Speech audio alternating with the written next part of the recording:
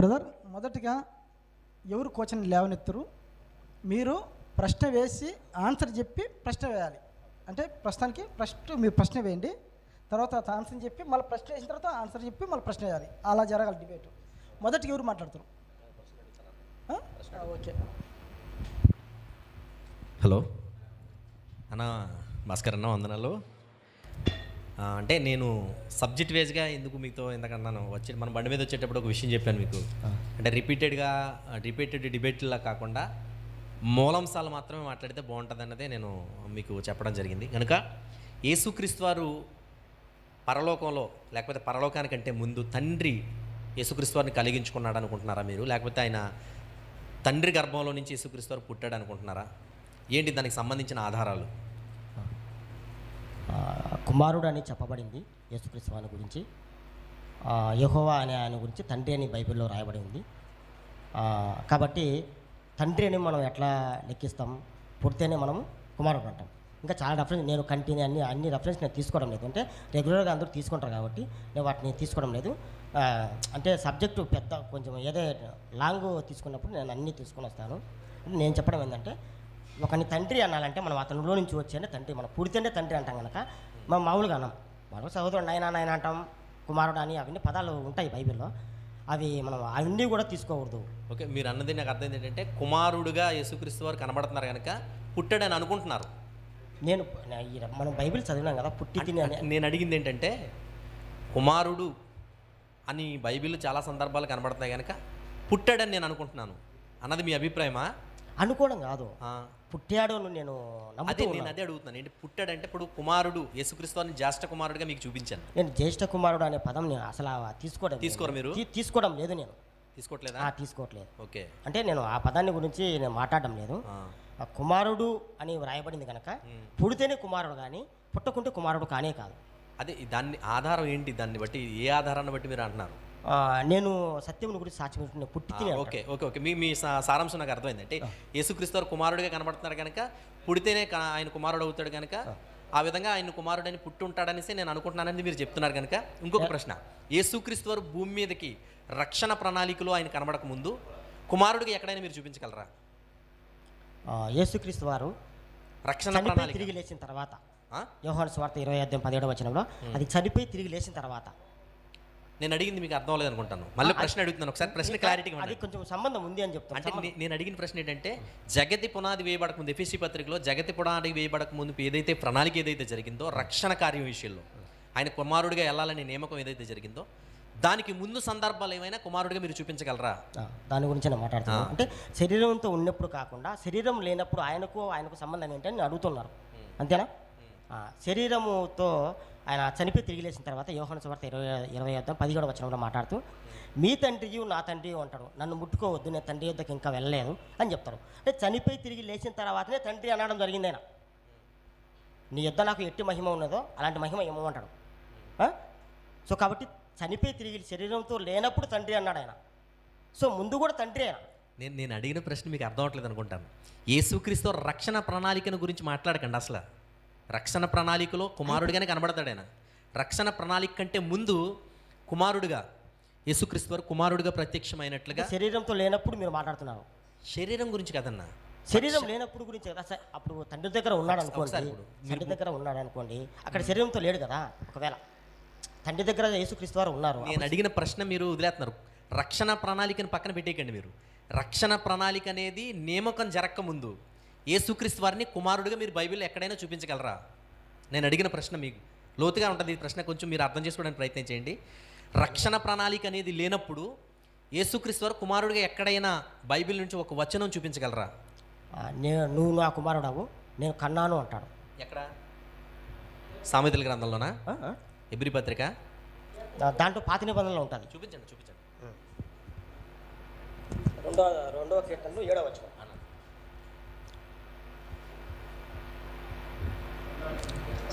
కీర్తనలు 2 7వ వచనం.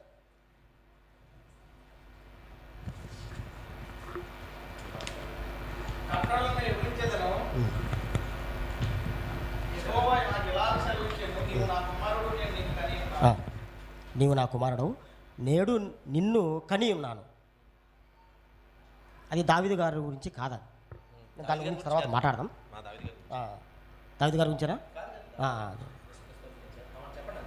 అది దాని మీద ఏంటి దాని మీద వివరణ ఇమ్మంటారా అంటున్నాను. నేను చెప్తూ ఉన్నాను, మీరు అన్నారు కదా రక్షణ దాంట్లో రానప్పుడు ఎక్కడ కన్నాడని మీరు అంటారు కదా, దానికి నేను చెప్తున్నాను. శరీరంతో లేనప్పుడు కూడా ఆయన చనిపోయి తిరిగి లేచిన తర్వాత కూడా నా తండ్రి మీ తండ్రి అనే పదం వాడతాడు ఆయన. సో నా తండ్రి అనే చనిపోయి తిరిగి లేచిన తర్వాత అనవలసిన అవసరం లేదు. తండ్రి కాకపోతే అనవలసిన అవసరం లేదు.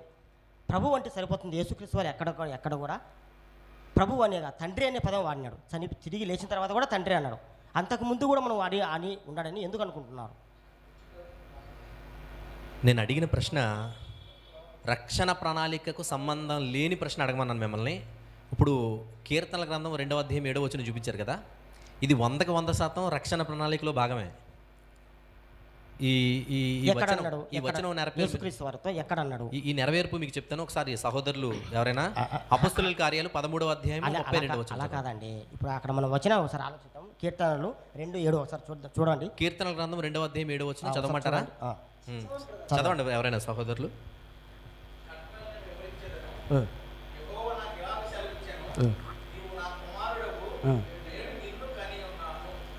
నువ్వు నా కుమారుడవు, నేడు నిన్ను కని ఉన్నాను అని అన్నాడా? మనం విన్నామా ఆ పదం? మనం విన్నామా? విన్నాను. ఎక్కడ విన్నాము? ఎప్పుడు విన్నాము? ఏ కాలంలో విన్నాం? ఒకసారి మీరు కీర్తనల గ్రంథం 2వ అధ్యాయం 7వ వచనం చూపించారు కదా, నేడు నేను నిన్ను కని ఉన్నాననే సందర్భం ఏదైతే ఉందో ఆ సందర్భం రక్షణ ప్రణాళికకు కాకముందు పరలోకంలో జరిగిందని మీరు అంటున్నారా? కనడం అనేది మీరు అంటున్నారా? కనడం అనేది పరలోకంలో జరిగిందని అంటున్నారా? కన్ఫర్మ్ చేయండి, నేను అదే అడుగుతున్నాను మిమ్మల్ని. కన్ఫర్మ్. పరలోకంలో యేసుక్రీస్తు వారు పుట్టారు, కన్ఫర్మ్. ఆ వచనం అక్కడికి సంబంధించింది, కన్ఫర్మా? అయితే మీరు ఒకసారి హెబ్రీలకు రాసిన పత్రిక, హెబ్రీలకు రాసిన పత్రిక 1వ అధ్యాయము, హెబ్రీలకు రాసిన పత్రిక సహోదరులు ఎవరైనా చదివి వినిపించండి. 1వ అధ్యాయం 1వ అధ్యాయము 5వ వచనం నుంచి ఒకసారి చదవండి.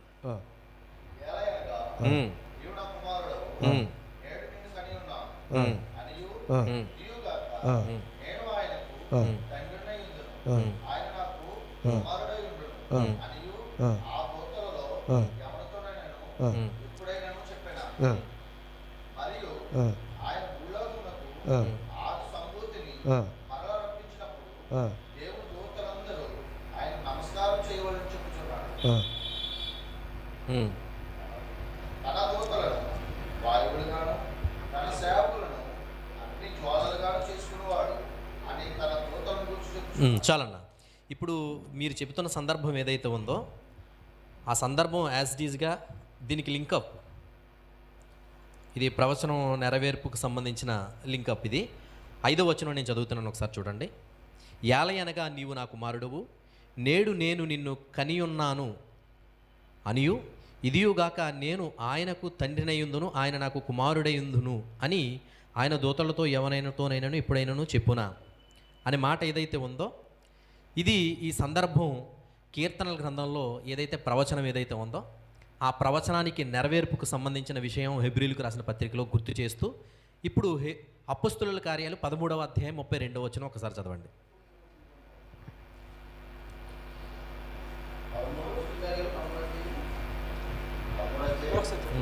అపొస్తలుల కార్యాలు 13వ అధ్యాయం 32వ వచనం.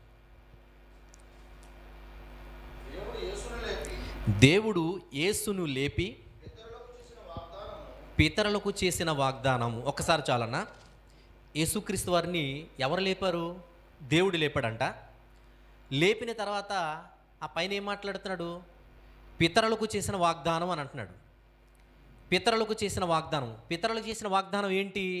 యేసుక్రీస్తు వారిని మృతుల్లో నుంచి లేపడం అనేది చాలా స్పష్టంగా అక్కడ మనకి అర్థమవుతుంది. ఆ కిందకి చదవండి సహోదరులు. మన పిల్లలకు నెరవేర్చి ఉన్నాడనియు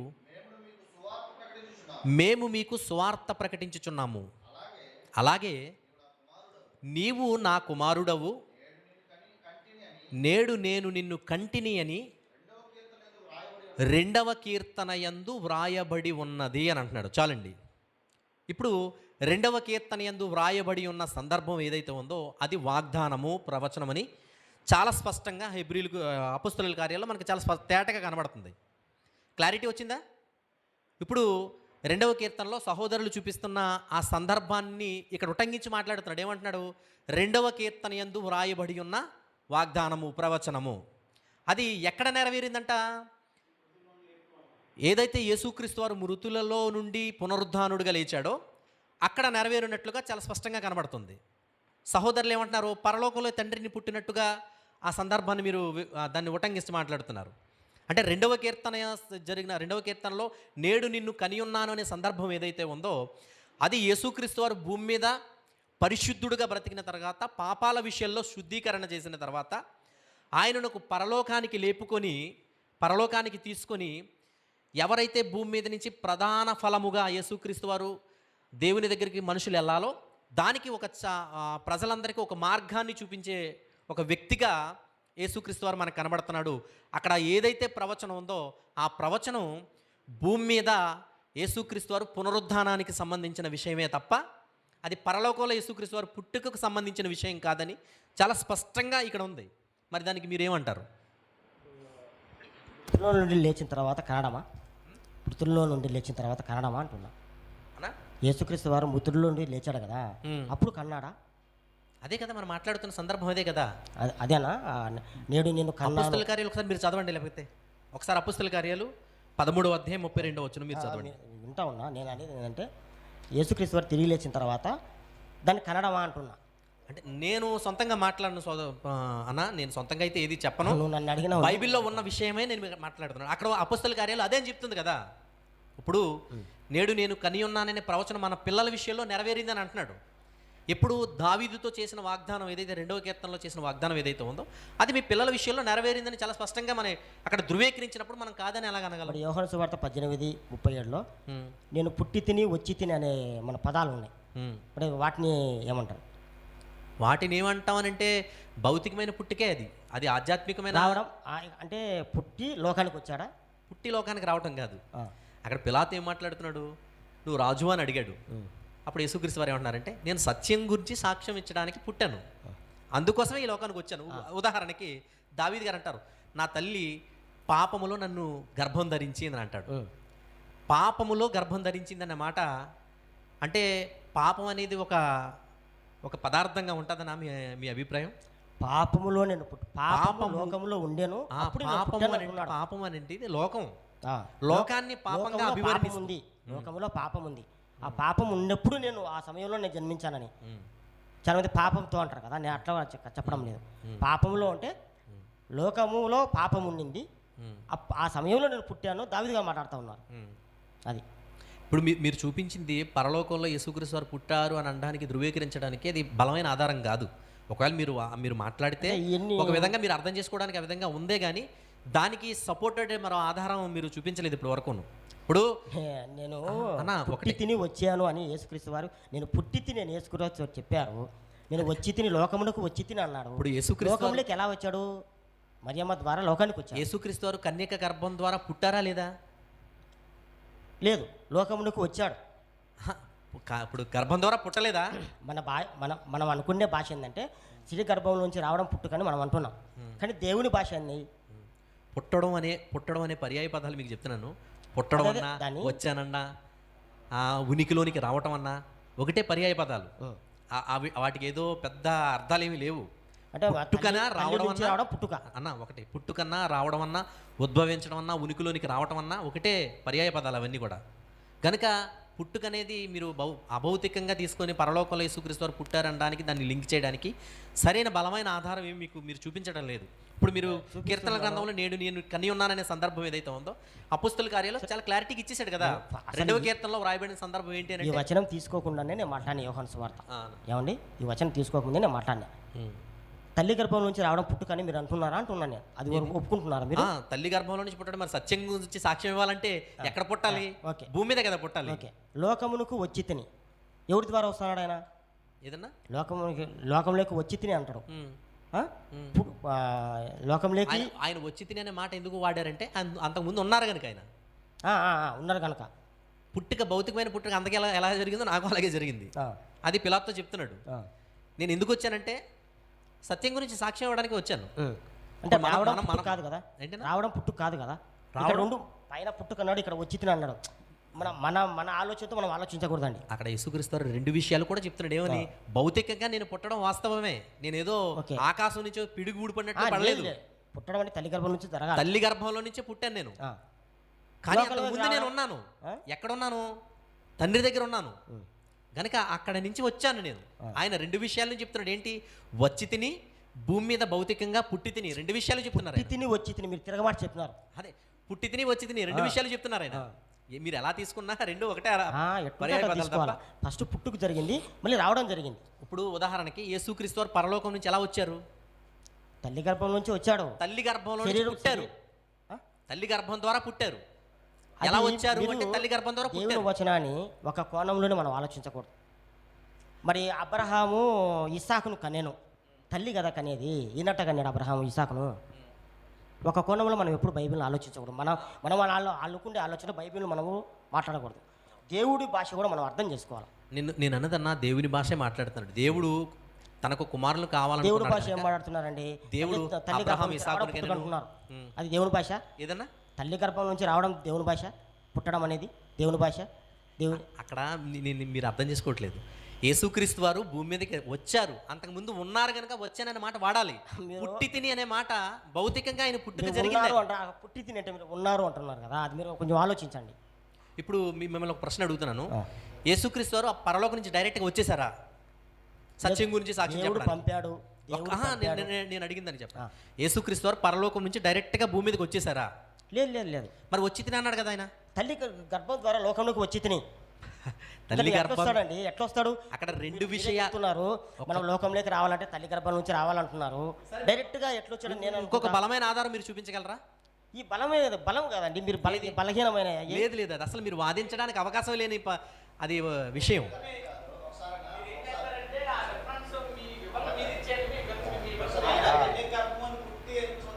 అవును, అదే మనం అనుకుంటే ఇప్పుడు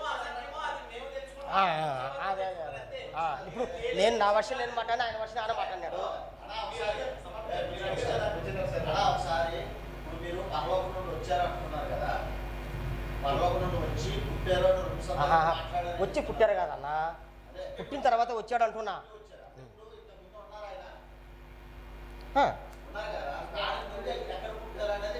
పుట్టిన తర్వాత ఎట్లుంటారు? ఆయన సృష్టి లేనప్పుడు పుట్టి తండ్రి దగ్గర ఉన్నాడు. యేసుక్రీస్తు ద్వారా మీకు పిల్లలు కావాలని సరే ఆలోచించారు అన్న, కదా. ఒక ప్రశ్న మీరు ఎవరు మాట్లాడకండి అన్న. ఫైనల్గా ఒక ప్రశ్న అడుగుతున్నాను. ఇప్పుడు యేసుక్రీస్తు వారు పుట్టి తిని అనే సందర్భం ఏదైతే మీరు చూపిస్తున్నారో యోహాను సువార్త 18:36 ఆ పుట్టుక ఎలా జరిగింది అన్నది ఒక ఆధారం చూపించండి బైబిల్లో నుంచి. ఇప్పుడు ఆ ప్రశ్న అర్థమైందా? అర్థమైంది. పుట్టి తిని అనే మీరు మాట్లాడుతున్నారు కనుక ఆ పుట్టుక పరలోకంలో ఆయన ముందే ఉన్నాడని చెప్తున్నారు కనుక ఆ పుట్టుక ఎలా జరిగిందో ఒక రెఫరెన్స్ బైబిల్ నుంచి ఆధారం చూపించండి. ఆధారం చూపించి నువ్వు ప్రశ్న వేయి. మీరు ప్రశ్న వేయండి. ఇప్పుడు మనకు నేలమట్టితో నది నిర్మించి, అన్నా? నేలమట్టితో నది నిర్మించి, నేల మట్టి నుంచి నరుని నిర్మించి నాశకరం జీవవాయువు. జీవవాయువుగా నరుడు జీవాత్మాయను. ఇప్పుడు అది కరణం. తండ్రి నుంచి విభాగింపబడమే కరణం. తండ్రిలో నుంచి నేను అడిగిన ప్రశ్న నేను అదే చెప్తున్నా, ఇంకా పూర్తి కాలేదు. ఒక్క నిమిషం రిపీటెడ్గా ఎందుకు ఉండకూడదని అంటున్నానంటే, ఏదైతే ప్రశ్న అడిగానో ఆ ప్రశ్న దగ్గరికి మూలానికి వెళ్ళిపోయింది డైరెక్ట్గా. మన మనుషుల దగ్గరికి వెళ్ళి వాళ్ళ వరకు నుంచి మళ్ళీ యేసుక్రీస్తు వారి దగ్గరికి వెళ్ళకుండా యేసుక్రీస్తు మీరు ఏమంటున్నారు? యోహాను సువార్త 18:36 ఇక్కడ పుట్టుకుంది కనుక ఆయన పుట్టాడు అంటున్నారు. ఎలా పుట్టాడు అన్నది మూలానికి వెళ్ళిపోయి ఒక రెఫరెన్స్ చూపించండి. మూలానికి యేసుక్రీస్తు వారు పుట్టినట్లుగా. నేను పుట్టి తిని ఆయనే చెప్పాడు. ఓకే మీరు చెప్పండి అండి, మీరు చెప్పండి. ఓకే ఓకేనా, మీరేం చెప్పాలో చెప్పండి అన్న.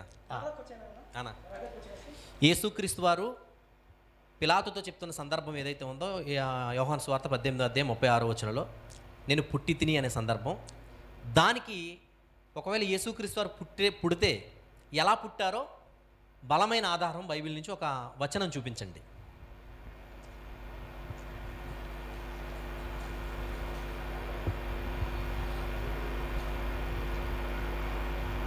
ఇప్పుడు అది యోహాను సువార్తలో బలమైనది కాదు, ఇంకా బలమైనది కావాలని. యోహాను సువార్తలు కాకుండా ఇంకా బలమైనది కావాలని. దానికి లింక్ డాక్యుమెంట్ ఏమన్నా బలమైన ఆధారం. ఇక్కడ పుట్టింది అని ఈయన చెప్పాడు కదా. ఇప్పుడు రొటీన్గా వాడే వచనాలు ఈయనని ప్రిపేర్ వచ్చాడు ఏమండి, అయ్యే చెప్పమంటున్నాడు, ఆ లైన్లో మనం అంటున్నాడు ఆయన. అదే బేసిక్ అని చెప్తున్నాను నేను అదే బేసిక్ అని చెప్తున్నాను. ఇంకా ఏంటంటే తండ్రి కుమారుడు అనేటువంటి పదాలు ఉన్నాయి కదా, అవి పుడితేనే అంటాడు తండ్రి అని, లేకపోతే అన్నాడు అనేది నేను మీకు మాట్లాడిన 20 నిమిషాల్లో నేను చెప్పేసిన నేను 20 నిమిషాల్లో చెప్పేసిన. మళ్ళీ కూడా చెప్తున్నా, తండ్రి కుమారుడు అనే పదాలు ఉన్నాయి కదా, తండ్రి కుమారుడు అనే పదాలు ఉన్నాయి కదా, తండ్రి కాకపోతే ఎందుకు అంటాడు యేసుక్రీస్తు వారు? పుట్టితేనే కదా మనం అనేది తండ్రి అని. అది ఇప్పుడు మనం కూడా తండ్రి అంటున్నాం దేవుని. ఎలాంటిది దేవుని బంధం ఎలాంటిదని చెప్పాను? అసలు తండ్రి, ఇది మన లోకంలో తల్లిదండ్రులు కన్నారు ఈ ప్రేమ కంటే ఆ ప్రేమ నాది గొప్పదని చెప్తున్నాడు. సో కాబట్టి తండ్రి అని మనకు దేవుడు, మనల్ని గురించి మాట్లాడుతూ సహోదరులు అనే పదం వాడినాడు యేసుక్రీస్తు వారు. అట్లా నేను చెప్పేది ఏది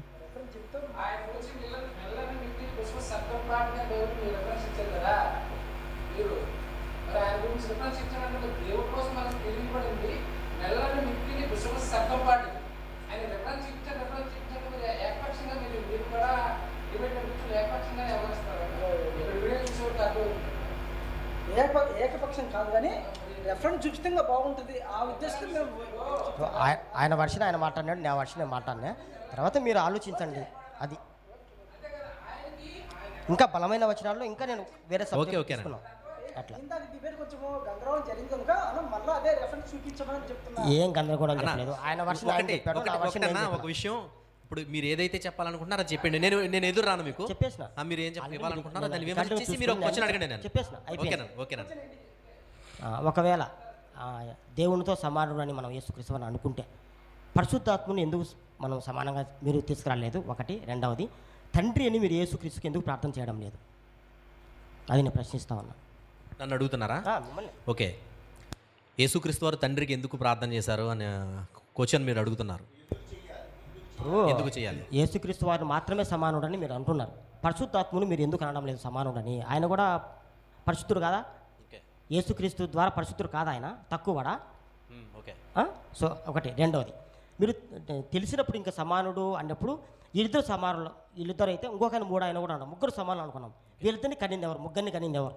సమానులు అయితే గొప్పవాడు ఎవరు? వీళ్ళ ముగ్గురు కంటే గొప్పవాడు ఎవరు? మీరు తండ్రి అని యేసుక్రీస్తుకి ఎందుకు ప్రార్థన చేయడం లేదు? ఓకే, అర్థమైందన్నా మీ క్వశ్చన్.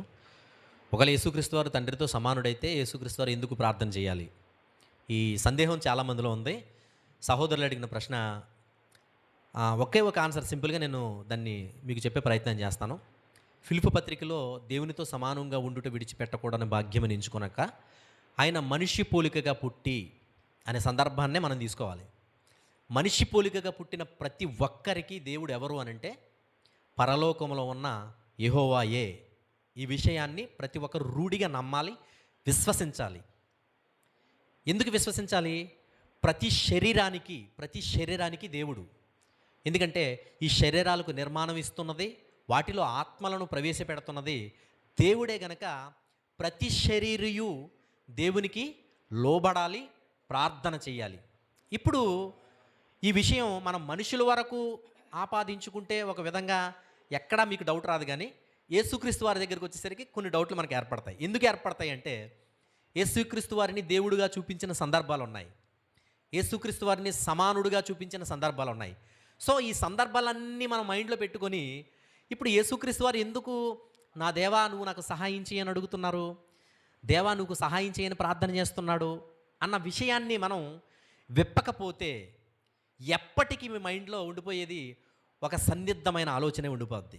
గనుక దానికి క్లారిటీ నేను ఎలా ఇస్తానంటే, యేసుక్రీస్తు వారు మనిషి పోలికగా పుట్టాడు, శరీరంలోనికి వచ్చాడు. శరీరంలోనికి ఎలా వచ్చాడు? ఒక కలెక్టరు బట్టలు మార్చుకొని మారువేషంలో వచ్చినట్లుగా యేసుక్రీస్తు వారు దైవత్వాన్ని లోపల పెట్టుకొని శరీరాన్ని తొడుక్కో రాలేదు. మీరు గమనించాలి, దైవత్వాన్ని పరిపూర్ణంగా విడిచిపెట్టాడు, పరిపూర్ణముగా దైవత్వాన్ని విడిచిపెట్టాడు, పరిపూర్ణమైన మానవుడిగా భూమి మీదకి వచ్చాడు. అందుకే మనిషి పోలికగా పుట్టి దాసుని స్వరూపము ధరించుకొని అనే మాట మనకు చాలా స్పష్టంగా కనబడుతుంది. ఇప్పుడు ఈ మనిషి పోలికగా ఈ శరీరాన్ని ధరించుకున్న యేసుక్రీస్తు వారు నేను దేవుణ్ణి కదా అని దైవ లక్షణాలు ఈయన ప్రదర్శించాడు అనుకో, మనకి మాదిరి అవుతుందా? మనకి మాదిరి అవుతుందా? అప్పుడు ప్రతి మనిషి కూడా ఇప్పుడు ఎలాగైతే దేవుడి మీద వ్యతిరేకత చూపిస్తున్నాడో, నేను కూడా దేవుణ్ణని ప్రతి మనిషి ఎలాగైతే ఒక బాబాలుగా ఏర్పడుతున్నారో దానికి ఒక మార్గాన్ని వేసిన వాడు అవుతాడు యేసుక్రీస్తు వారు. కనుక యేసుక్రీస్తు వారు ఆ అథారిటీని విడిచిపెట్టాడు, దైవత్వం అనే అథారిటీని విడిచిపెట్టాడు. విడిచిపెట్టినప్పుడు ఆయన శరీరంగా సామాన్యమైన మనిషి ఎవరి మీద ఆధారపడాలి? దేవుని మీద ఆధారపడాలి. 100% దేవుని మీద ఆధారపడాలి. యేసుక్రీస్తు వారు 100% దేవుడు సహాయం చేస్తేనే ఆయన సిలువలో త్యాగం చేయగలడు. చేయకపోతే, దేవుని సహాయం లేకపోతే ఆయన చెయ్యలేడు. ఎందుకని? ఆయన శరీరధారిగా మానవుడిగా వచ్చాడు కనుక. మరి ఈ శరీరధారిగా ఈ మనిషిగా యేసుక్రీస్తు వారు రాకుండా పరిపూర్ణమైన దేవుడిగా వస్తే అసలు దేవునికి ప్రార్థన చేయవలసిన అవసరత లేదు. ఆయన దేవునిపైన ఆధారపడవలసిన అవసరత లేదు. ఎందుకని? ఆయన పరిపూర్ణమైన దేవుడుగాను పరిపూర్ణమైన మానవుడుగాను భూమి మీదకి వచ్చాడు కనుక. అందుకనే ప్రతి క్రైస్తవులు అర్థం చేసుకోవాల్సింది ఏంటంటే, యేసుక్రీస్తు వారు ఎప్పుడైతే కుమారుడుగా నియామకం జరిగిందో అప్పటి నుంచి కూడా ఆయన దైవత్వానికి లోబడాల్సి ఉండాల్సిందే. ఎందుకంటే ఆయన దైవత్వాన్ని అప్పుడే విడిచిపెట్టాడు రక్షణ ప్రణాళిక కోసం. ఈ రక్షణ ప్రణాళిక కోసం దైవత్వాన్ని విడిచిపెట్టిన యేసుక్రీస్తు వారు ప్రార్థన చేయాలి, పరిశుద్ధాత్మ ద్వారా జన్మ జరగాలి, పరిశుద్ధాత్మ ద్వారా పునరుద్ధానం జరగాలి. సో ఇవన్నీ ఎప్పుడైతే యేసుక్రీస్తు వారు 100% చేసి చూపిస్తారో అది 100% మనకి మాదిరి. ఇదిగోరా, నేను మీలాంటి శరీరంలోనికి మీలాంటి బలహీనతల్లోనికి వచ్చి నేను జయించి చూపించాను, మీరు కూడా చేయగలరు అన్నది చూపించడానికే యేసుక్రీస్తు వారు శరీరాకారంలోనికి వచ్చాడు గనుక ఆయన ప్రార్థన చేయాలి. ప్రార్థన చేయాల్సిన అవసరం ఉంది. అంతకుముందు మరి పరలోకంలో ఉండేటప్పుడు కుమారుడిగా నియామకం జరగకముందు ఎక్కడైనా ప్రార్థన చేసినట్లు మనం చూపించగలమా? తండ్రిని వేడుకున్నట్లుగా మనం చూపించగలమా? తండ్రిని పేదాయపడినట్లుగా మనం చూపించగలమా? చూపించలేము. అందుకనే ఫిలిప్పీ పత్రికలో తనను తాను రిక్తునిగా చేసుకొనును. ఎవరో నొక్కేయలేదు ఆయన కిందకి, ఎవరో దైవత్వాన్ని కిందకు తోసేలేదు, తనంతట తానే రిక్తునిగా చేసుకున్నాడంట. ఈ రిక్తునిగా చేసుకున్న ఆయనకి దేవుని అవసరత ఉందని సహోదరులు గమనించాల్సిందిగా ప్రభు పేరట విషయాన్ని మీకు తెలియజేస్తూ నా మాటలు ముగిస్తున్నాను. Thank you. ప్రశ్న సరేనా? ఒక ప్రశ్న, చివరిగా ఒక ప్రశ్న ఏంటంటే, యేసుక్రీస్తు వారు డైరెక్ట్గా ఆయన పుట్టినట్లుగా, ఆయన పుట్టుకతో ఉనికిలోనికి వచ్చినట్లుగా బైబిల్లో ఒక్క ఆధారం కూడా లేదు. ఒకవేళ మీరు చూపిస్తే భావోద్రీకరణలకు, గుణలక్షణాలకు, గుణగణాలకు ఆయన ఆపాదించి ఒకవేళ అభివర్ణిస్తే వర్ణించొచ్చేమో తప్ప అది 100% యేసుక్రీస్తు అని నిరూపించడానికి బైబిల్లో ఎక్కడా ఆధారం లేదు. ఒకవేళ ఉంటే ఒక రెఫరెన్స్ ఆధారం చూపిస్తే దాని మీద నేను మాట్లాడే ప్రయత్నం చేస్తాను. థ్యాంక్ యూ అన్న. సహోదరుడు మాట్లాడుతూ, యేసుక్రీస్తులో దైవత్వము, యేసుక్రీస్తు దైవత్వాన్ని పూర్తిగా వదిలేశాడనే పదం వాడినాడు. ఆయన వదిలేశాడా దైవత్వాన్ని? హెబ్రీయులకు రాసిన పత్రిక 1వ అధ్యాయం 2వ వచనం, దైవత్వాన్ని వదిలేశాడు అనే వాడినాడు కదా ఆయన. ఒకసారి చూసుకుందాం. హెబ్రీయులకు రాసిన పత్రిక 1వ అధ్యాయం 2-3 వచనాలు. 2-3 వచనాలు. ఆయన దేవుని మహిమ యొక్క ఈ దినముల అంతమందు 2వ వచనాలు అవుతాయి. ఆయన ఆ కుమారుని సమస్తమునకు వారసునిగా నియమించెను, ఆయన ద్వారా ప్రపంచమును నిర్మించెను. ఆయన దేవుని మహిమ యొక్క తేజస్సును, ఆయన తత్వం యొక్క మూర్తి మట్టున ఉండి తన మహత్తు గల మాట చేత సమస్తము నిర్వహించుచు మళ్ళీ దేవుని ముందు కొంచెం ముందుకెళ్ళి మళ్ళీ రండి, కొంచెం ముందుకెళ్ళి. సమస్తమునకు వారసునిగా నియమించెను, ఆయన ద్వారా ప్రపంచమును నిర్మించెను, ఆయన దేవుని మహిమ యొక్క తేజస్సును. ఇక్కడ దేవుని మహిమ యొక్క తేజస్సు అని ఉంటుంది. ఇంకో పదం ప్రతిబింబం అనే పదం ఉంటుంది. ఇక్కడ తేజస్సు అంటే 3 ఉంది కదా, దాని కింద ఒకసారి చూస్తారా? అంటే ఇంకా కొరింథీయులో రాస్తాడు దేవుని స్వరూపమని, ఆయన దేవుని స్వరూపమని కొరింథీయులో రాస్తాడు. దైవత్వాన్ని వదలలేదు ఆయన, దైవత్వాన్ని చూపించాడు, దైవత్వాన్ని వదలలేదు. మనిషి ఆది కాండంలో ఆయన అనుకున్నట్టుగా మన స్వరూపమందు మన పోలిక చొప్పున నరులను చేయుదాం అంటాడు. మనిషిలో దేవుని స్వరూపం చూడాలనుకున్నాడు. ఈ దేహంలో దేవుని స్వరూపం చూడాలనుకున్నాడు. దేవుని స్వరూపం వదిలేయడం కాదు, దేవుని స్వరూపము ఈ దేహంలో చూపించాలా. వదిలేస్తే ఇప్పుడు వదిలేసే కదా, మన యేసుక్రీస్తు రాకముందు వదిలేసే కదా నరుడు ఎంత పాపానికి దిగజారినాడో. దైవత్వము అందుకే మనం బాప్తిని తీసుకున్నాక పరిశుద్ధాత్మ మనలోకి వస్తాడు. నీతిని గురించి పాపను గురించి ఒప్పింపు చేస్తాడంటాడు. మనిషిలో దైవత్వం చూడాలనుకున్న దేవుడు ఆ ఆలోచన అయింది. యేసుక్రీస్తు ద్వారా తనకు పిల్లలు, యేసుక్రీస్తుని కూడా పంపించితే ఎలా బ్రతుకుతాడో కూడా తెలుసు. ఆయన మొదటి ఆదంలో ఎలా అవుతారు, రెండో ఆదంలో సక్సెస్ కావాలనుకున్నాడు. ఆయన మనిషిలో దైవత్వాన్ని చూడాలనుకున్నాడు. మనిషిలో దైవత్వం తీసేయాలనేది కాదు, తప్పు అది. మనిషిలో దైవత్వాన్ని చూడాలనుకున్నాడు దేవుడు. దేవుని స్వరూపి యేసుక్రీస్తు వారు. ఇక్కడ తేజస్సు అంటే ప్రతిబింబం. నన్ను చూస్తే మీరు తండ్రిని చూసినట్టు కదా అంటాడు ఓసాట. మాకు తండ్రిని కనపరచమని వాళ్ళు అంటే ఒక్కసారి కనపరచమంటారు శిశువులు. నన్ను చూస్తే తండ్రిని చూసినట్టు కదా అంటాడు ఆయన. అంటే యేసుక్రీస్తులో మనం తండ్రిని చూసుకోవచ్చు.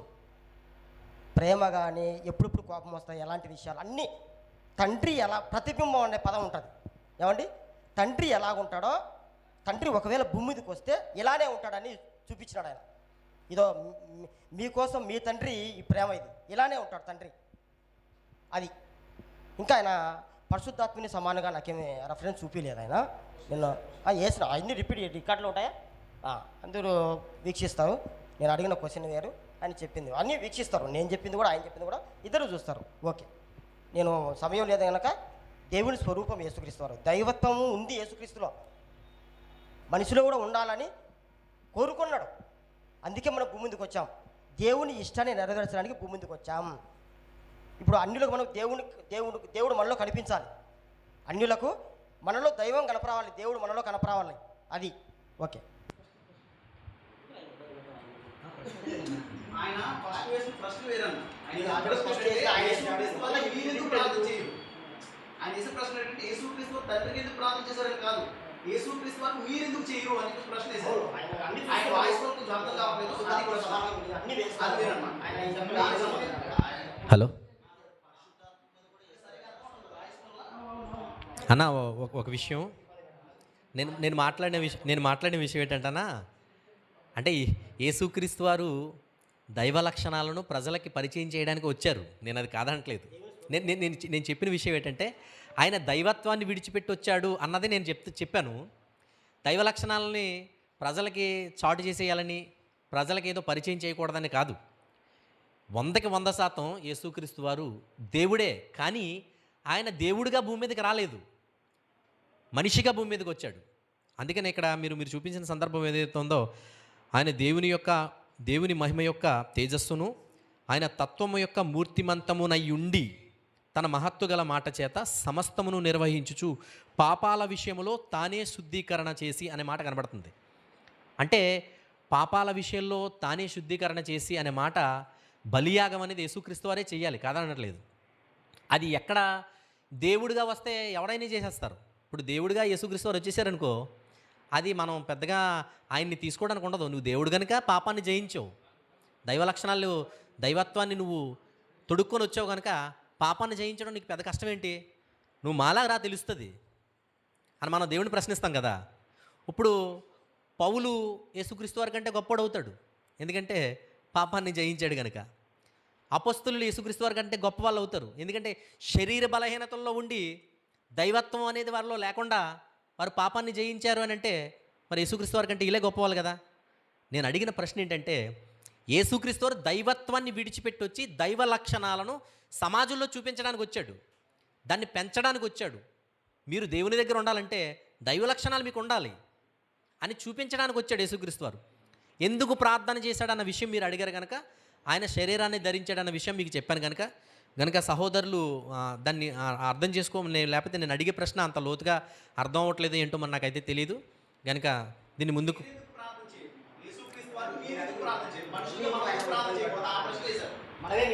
మీరు అడిగారా మీరు అడిగారా okay okay okay okay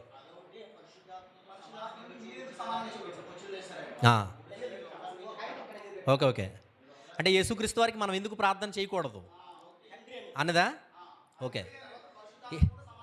okay. యేసుక్రీస్తు వారికి ప్రార్థన చేయకూడదు అనే సందర్భాన్ని నేను ఎక్కడ చెప్పలేదు. ఎందుకంటే యేసుక్రీస్తు వారు 100% దేవుడని నేనే చెప్పేటప్పుడు ఆయనకి ప్రార్థన చేయకూడదని నేను ఎలా చెప్తాను? శరీరాన్ని ధరించుకోవచ్చిన మనిషి కనుక శరీర బలహీనతలు ఆయనలో ఉంటాయి. ఆయన 100% దేవుడు, విడిచిపెట్టి వచ్చాడు దైవత్వాన్ని. కనుక ఆయనకు ప్రార్థన చేయకూడదనే విషయం నేను చెప్పను. ఎందుకంటే యేసుక్రీస్తు వారికి ప్రార్థన చేయొచ్చు. కానీ బైబిల్లో ఒక ప్రోటోకాల్ ఉంది. ఏంటంటే శరీరం ఏదైతే ఉందో ఆ శరీరాన్ని మనం మొక్కకూడదు అనే విషయం ఏదైతే ఉందో, ఏ ఆకారాన్ని మనం పూజించకూడదనే నియమం ఏదైతే బైబిల్లో ఉందో దానికి మనం లోబడాలి. కనుక యేసుక్రీస్తు వారు, ఉదాహరణ మీకు అర్థమయ్యే సందర్భం చెప్తాను. భూమిలో నుంచి వజ్రం తయారవుతుంది. ఇది ఏ పదార్థం నుంచి వస్తుంది అంటే కార్బన్ నుంచి వస్తుంది. అంటే కార్బను లక్షల సంవత్సరాలు ఇంచుమించుగా 900 నుంచి 1300 డిగ్రీలు వేడిలో కాలి అది వజ్రంగా మారుతుంది. సేమ్ బొగ్గు కూడా అంతే. బొగ్గు రా మెటీరియల్ ఏంటంటే అది కార్బనే. రెండు ఈక్వల్. ఏదైతే వజ్రానికి బొగ్గుకి ముడి పదార్థం ఏంటి అని అంటే కార్బనే.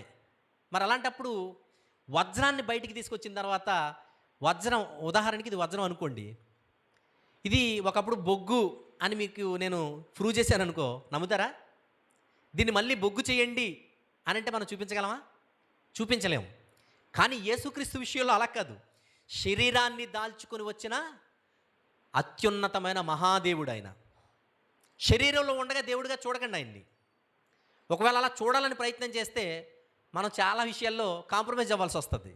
ఆయన దేవునిపైన ఆధారపడ్డాడు, దేవునికి ప్రార్థన చేశాడు. మరి దేవుడైతే దేవుడికి ఎందుకు ప్రార్థన చేస్తాడు అనే ప్రశ్న మనకు వస్తుంది. కనుక ఆయన భూమి మీదకి శరీరధారిగా వచ్చినప్పుడు మనిషే, 100% మనిషే. కనుక మరి ఆయన ఎవరు? ఆయన మూలం ఏంటి అని అంటే ఆయన దేవుడు.